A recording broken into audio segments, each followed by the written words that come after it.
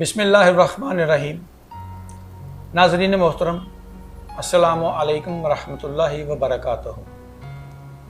आज वतन अज़ीज़ में हम अपना 73वां यौम आज़ादी मना रहे हैं। इस मुनासबत से आपका मेज़बान ताहिर अब्बास अल असरी अपने तमाम अहले वतन को इस मौका की मुनासबत से जश्न आज़ादी की मुबारकबाद पेश करता है।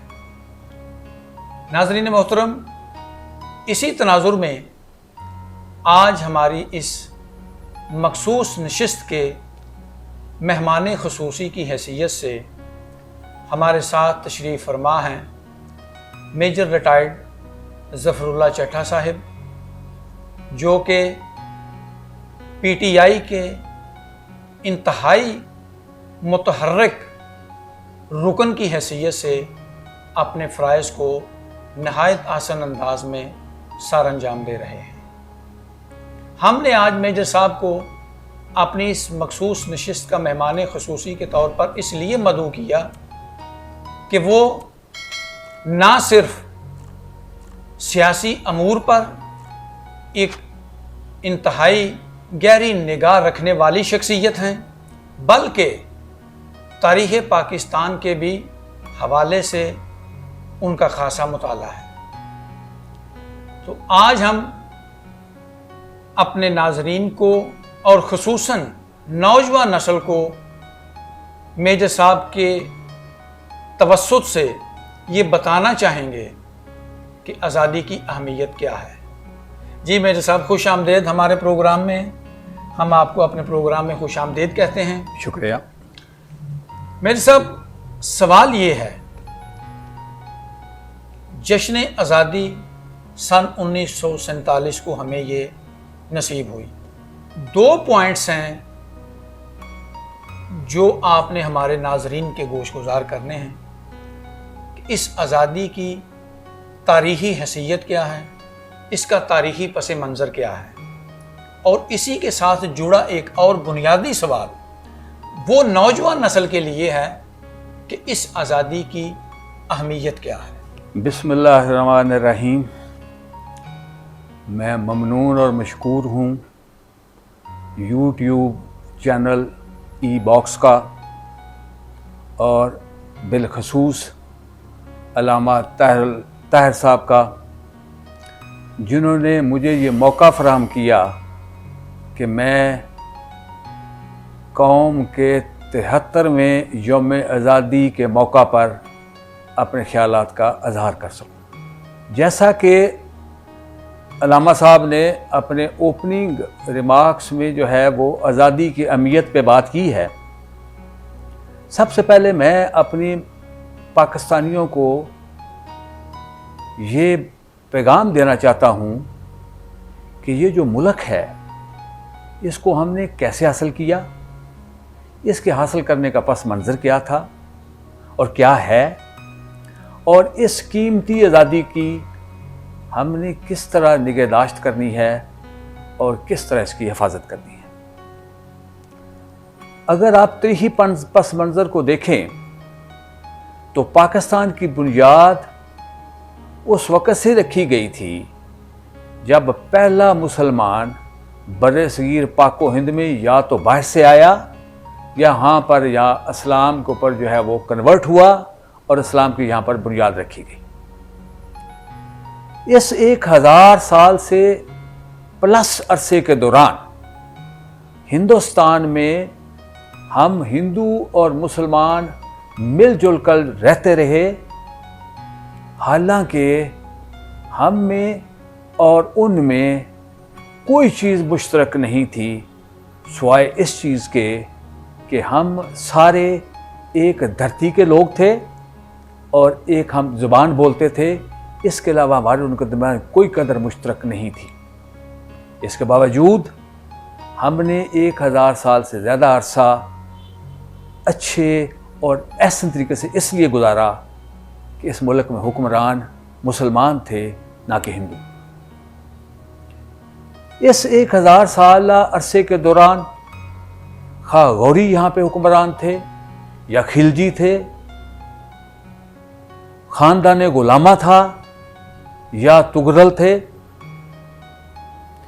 لودھی تھے یا مغل تھے، سب نے رواداری کا مظاہرہ کیا، سب نے ہندو اکثریت کے جذبات کو مد نظر رکھا اور احسن طریقے سے حکمرانی کرتے رہے، یہاں تک کہ ہمارے جو مسلمانوں کا جو زوال ہے، اگر اس کو تریہی پس منظر میں دیکھا جائے تو 1703 میں جب اورنگزیب نے اس دنیا سے رخصت ہوئے تو اس دن سے مسلمانوں کا زوال شروع ہوا، اور اس زوال کا جو سلسلہ ہے وہ آج بھی جاری ہے۔ سو یہ بات 2-4 دن کی نہیں ہے، یہ حقیقت 3 صدیوں پہ محیط ہے۔ اس زوال کو روکنے کے لیے جن لوگوں نے مختلف ادوار میں کوشش کی، ان میں نواب سراج الدولہ نے 1757 میں، ٹیپو سلطان نے 1799 میں اس ڈاؤن فال کو روکنے کی کوشش کی، لیکن وہ لوگ ناکام کیوں ہوئے؟ کیونکہ ان کو ایک تو ہندوؤں اور انگریزوں کی دشمنی کا سامنا تھا، لیکن اس کے ساتھ ہی جو اینیمی ود ان، جو مسلمانوں کے اندر دشمن تھے، انہوں نے کلیدی کردار ادا کیا، جس پر ان سب لوگوں کو شکست کا سامنا کرنا پڑا۔ چلتے ہوئے 1857 میں جب جنگ آزادی ناکام ہوئی، انگریز اس ملک کے حکمران ہو گئے، تو مسلمانوں کا جو زوال تھا وہ اپنے عروج پہ تھا۔ اس زوال کو کے سامنے بند باندھنے کے لیے مختلف مسلمان زعماء جنہوں نے کوشش کی، ان میں سید احمد خان، نواب سلیم اللہ خان، نواب وقار الملک، نواب بہادر یار جنگ، اس کے علاوہ علی برادران، قائد اعظم محمد علی جناح، ڈاکٹر علامہ اقبال، اور ان کی طرح کے بے شمار زعماء تھے جنہوں نے مسلمانوں کو ایک پلیٹ فارم پہ اکٹھا کرنے کی کوشش کی، مسلمانوں کو آزادی کا مطلب سمجھایا، اور مسلمانوں کا جو زوال تھا اس کے آگے بند باندھنے کی کوشش کی، اور انہی کی ان کوششوں کے سلسلے میں 1947 کو یہ پیارا وطن پاکستان جو ہے ہمیں نصیب ہوا۔ یاد رکھیے گا، یہ ملک آگ اور خون کی ہولی سے ہو کر جو ہے ہم نے بنایا ہے، اور اس میں لاکھوں مسلمانوں کا 1947 کی ہجرت کے دوران خون بہا، اور اس کے نتیجے میں یہ ملک ملا۔ ہمیں اس آزادی کی قدر کرنی چاہیے تھی جو کہ ہم کامیابی سے کر نہ سکے۔ 47 میں جب ملک آزاد ہو گیا تو ہم نے وہ آزادی کا جو عظیم مقصد تھا اس کو اس طرح اپنے سامنے نہ رکھ سکے جس طرح ہم سے قوم توقع رکھتی تھی۔ اس کا پہلا سبب کیا بنا کہ قائد اعظم محمد علی جناح تقسیم ملک کے 2 سال کے اندر اس دنیا سے رخصت ہو گئے۔ ان کے بعد شہید ملت نے ملک کی باغ ڈور سنبھالی، لیکن وہ بھی 1952 میں راولپنڈی لیاقت باغ میں شہید کر دیے گئے، اور اس کے بعد ملک میں 1956 تک ہم ملک کو آئین نہ دے سکے، اور ملک کو پہلے مارشل لا کا سامنا کرنا پڑا۔ یہ ہماری سیاسی قیادت کی ایک ناکامی تھی کہ ملک مارشل لا کے سلسلے میں چلا گیا۔ چلتے ہوئے 1970 میں الیکشن ہوئے، اور اس الیکشن کے نتیجے میں ملک 2 ٹکڑے ہو گیا۔ 2 ٹکڑے ہونے کے بعد جناب ذوالفقار علی بھٹو نے جب عنوان اقتدار سنبھالا تو ان کے جو ہے وہ اقدامات جو تھے وہ ملک کو ایک صحیح سمت میں نہ لے جا سکے، اور 1970 میں ایک تحریک کے نتیجے میں ملک کو دوبارہ فوجی حکمرانوں کا سامنا کرنا پڑا، جو کہ عرصہ 10 سال سے زیادہ عرصے تک محیط تھا۔ 1985 سے دوبارہ ملک کو جو ہے وہ فوجی حکمران ضیاء الحق نے دوبارہ پٹری پہ چڑھانے کی کوشش کی اور ایک جمہوریت کا جو ہے وہ ایک ڈول ڈالا، اور اس کے بعد 1988 کے میں سیاسی پارٹیاں میدان میں آ گئیں، اور وہ سلسلہ آج چلتے ہوئے 2020 تک پہنچا ہے، جس میں جو مین کردار ادا ہوا وہ 2 سیاسی پارٹیوں کا ہے، ایک پاکستان مسلم لیگ نواز ہے اور ایک پاکستان پیپلز پارٹی ہے۔ زیادہ اقتدار ان پچھلے 35 سالوں میں ان دونوں پارٹیوں کے درمیان رہا۔ اب جہاں پر ہم کھڑے ہیں، ذرا حالات کا جائزہ تو لے لیا جائے۔ کیا ہم معاشی طور پر آج ایک آزاد ساورن قوم ہیں؟ جواب نہ میں ہے۔ اور اس جو معاشی بدحالی ہے، اس کے ساتھ قوم کے اندر اخلاقی بدحالی بھی ہے۔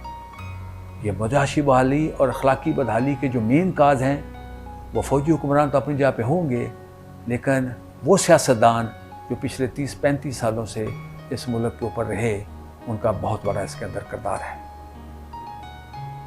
میں قوم سے ایک پرزور اپیل کرتا ہوں کہ ہم سارے ایز اے قوم آج سے یہ تہیہ کریں کہ ہم اپنے خاندان سے اس ملک کو اپنے خاندان سے شروع کریں گے، اپنے خاندان میں لوگوں کو جو ہے اپنے خاندان کے تمام لوگوں کو جو ہے وہ صحیح سمت میں ڈالیں گے۔ یہی خاندان کا جو یونٹ ہے، اگر پورے ملک میں ہر بندہ اسی سمت میں سوچنا شروع کر دے گا تو پورا ملک جو ہے وہ صحیح سمت میں چل پڑے گا۔ ہمارے ملک میں بدقسمتی سے بہت زیادہ رول ماڈل نہیں ہیں، تو لہذا نوجوان نسل کے لیے آپ خود رول ماڈل بنیے، ان کو اس چیز کی تربیت دیجیے کہ یہ آزادی اگر ہم اس کا دفاع نہ کر سکے تو سرحد پار ہمارے ہی جو ہم نسل ہیں، ہمارے ہی جو ہم وزن ہمارے جو ہم مذہب ہیں، وہ اس وقت 4تھے درجے کے شہری ہیں۔ بارڈر کے دوسری طرف ہندو اعلیٰ درجے کی ذات کا پہلے درجے کا شہری ہے، ہندو نچلی ذات کا دوسرے درجے کا شہری ہے، سکھ اور عیسائی تیسرے درجے کے شہری ہیں، اور مسلمان 4تھے درجے کا شہری ہیں۔ ہم اس ملک میں سارے کے سارے پہلے درجے کے شہری ہیں، سو ان کی جو ہے ان کی اس وقت کی حالت کو دیکھتے ہوئے ہمیں اپنی آزادی کی فکر کرنی چاہیے۔ ایک چیز اور بھی مدنظر رہے کہ امریکن تھنک ٹینک نے 2005 میں یہ پریڈکشن کی تھی کہ 2017 تک دنیا میں 8 مسلمان ملک جو ہیں وہ نہیں رہیں گے۔ ان 7 جو مسلمان ملک ہیں وہ طائف الملکی کا شکار ہو چکے ہیں، ان میں لیبیا سے لے کر عراق اور شام سے لے کر یمن اور ایجپٹ سے لے کر افغانستان تک سب شامل ہیں۔ صرف ہم بچ گئے۔ ہم اگر بچ گئے تو اس لیے بچ گئے کہ ہمارے ملک کی مسلح فوج اور عوام نے یکجہتی کا مظاہرہ کیا اور اس آزادی کا دفاع کیا۔ دشمن آج بھی اس چیز کے پدر پہ ہے کہ ہم میں جو ہے وہ فرقہ، ہم میں جو ہے ریشہ دوانیاں پیدا کرے، عوام اور مسلح فوج کے درمیان فاصلہ پیدا کیا جائے، دونوں کو ایک دوسرے کے آمنے سامنے لایا جائے۔ ہمیں ان دشمن کی حرکتوں کا بھرپور مقابلہ کرنا ہے۔ ہمیں یہ دیکھنا ہے کہ کیا ہم اس کی اس ریشہ دوانیوں کا شکار تو نہیں ہو گئے، کہیں ہم آزادی صحافت یا آزادی رائے کی زد میں آ کے یا اس کی آڑ میں دشمن جو ہے وہ ہم پہ حملہ ور تو نہیں ہو رہا۔ ہم ساروں نے اس کا دفاع کرنا ہے اپنے ملک کا، اور اپنے ملک کو ہر طرح کی مصیبتوں اور امتحانوں سے بچانا ہے۔ یاد رکھیے گا، اس 21ویں صدی میں ہم جیسی قوموں کے پاس ری ایکشن ٹائم نہیں ہوتا۔ ہم جیسی قوموں کے پاس جو ہے وہ اپنی غلطیوں کو سدھارنے کا ٹائم نہیں ہوتا۔ یہ جو 7-8 ملک جو تباہ ہو گئے، ان کا مسایہ ہندوستان نہیں تھا۔ لہٰذا وہ پھر بھی کسی نہ کسی طریقے سے گزارا کر جائیں گے. اگر ہم اس طرف چلے گئے یا ہمارا حال ان کی طرح ہوا, ہمارا ہمسایہ میں کھا جائے گا اور اسی طرح غلام بنا دے گا جس طرح اس نے ہندوستان میں مسلمانوں کو غلام بنایا ہے. میری آپ سب لوگوں سے گزارش ہے کہ اس ملک کی تعمیر و ترقی, اس ملک کی اخلاقی اقدار, اس ملک کا جو خاندانی نظام ہے, اس ملک کی جو پراپرٹی ہے, اس ملک کے جو تمام وسائل ہیں, ان کی آپ سارے مل کر حفاظت کریں. اور ان کی سارے مل کر حفاظت کریں گے جب ہم, تو ملک ترقی کرے گا. ملک نے جو ماضی میں غلطیاں کی ہیں وہ اپنی جگہ پہ, لیکن ہم کوشش کریں کہ آئندہ ان غلطیوں کو ادا نہ کریں اور ملک کو خوشحالی اور ترقی کی نئی منزلوں کی طرف ہم امکنار کریں. اللہ تعالیٰ ہم ساروں کا حامی و ناصر ہو. اور میں یقین رکھتا ہوں کہ اللہ نے چاہا تو جو 74واں یوم آزادی آئندہ سال ہوگا, اللہ نے جن جن کی نصیبوں میں لکھا ہوا, تو ہم سارے یہ کہہ سکیں گے کہ ہم 1 سال کے اندر ملک کو آگے لے کر گئے ہیں, پیچھے کی طرف سے نہیں. یہی آج کا میرا آپ لوگوں سے, میرا آپ کو میسج ہے, میرا آپ لوگوں کو پیغام ہے. اور اب مجھے امید ہے کہ میرے قوم کے بچے, میرے قوم کے نوجوان, میرے قوم کی خواتین اس ملک کی اس طرح حفاظت کریں گی جس طرح اپنی ذات کی کرتی ہیں. بہت شکریہ. ناظرین محترم, ہم آج کے اپنے مہمان خصوصی جناب میجر ریٹائرڈ ظفر اللہ چٹھا صاحب کے انتہائی شاکر ہیں. تو انہوں نے ہمیں وقت دیا ہمارے آج اس پروگرام کے جشن آزادی کے حوالے سے. سر, ہم آپ کے بہت شکر گزار ہیں. بہت شکریہ. آپ نے ہمیں موقع دیا اور آج کی نشست کے حوالے سے انتہائی اختصار کے ساتھ میجر صاحب نے تاریخ پاکستان اور تاریخ پاکستان کے ساتھ ساتھ جو ملک پاکستان کی حالیہ سیاست کے نشیب و فراز ہیں, انتہائی مختصر انداز میں میجر صاحب نے ان پر روشنی ڈالی. اور سیاسی گفتگو میں آپ نے 2 نکات ہمارے ناظرین کے سامنے رکھے, 2 تجزیات پیش کیے, 2 تجزیے پیش کیے. ایک ڈکٹیٹرشپ کے حوالے سے, جبکہ کچھ جنرل صاحبان نے جب ٹیک اوور کیا, اور 2 سیاسی جماعتوں کے حوالے سے 2 تقابلی جائزے بھی پیش کیے. لیکن اس کے ساتھ ساتھ اپنے پروگرام کے اختتام پر ہماری طرف سے اور ہمارے چینل ای باکس کی طرف سے ہمارے ناظرین کے لیے یہ پیغام ہے, جہاں تک ہماری آواز پہنچے, کہ یہ مملکت خدا داد, یہ عطیہ خدا بندی ہے ہم سب کے لیے. اس کی قدر کیجیے.